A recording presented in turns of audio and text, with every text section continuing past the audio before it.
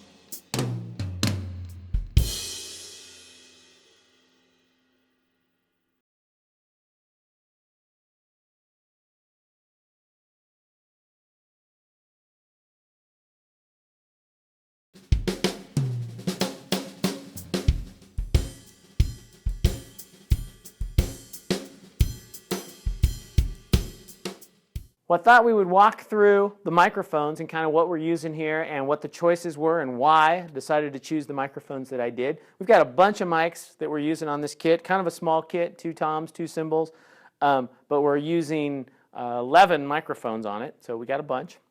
So we'll start with the bass drum. So on the bass drum, I'm using 2 microphones, one inside which is a Sennheiser dynamic, their large diaphragm dynamic, and that's getting the attack and kind of the first part of the bass drum. And then on the outside of the bass drum, just outside the head, we've got a Mojave MA301, which is a multi-pattern large diaphragm condenser. So it's kind of getting more of the roundness of the drum and more of the body of the drum. And that we've got set in cardioid, so we're not getting too much of the room, but we're getting mostly bass drums. I've got a couple mics on the snare, top and a bottom.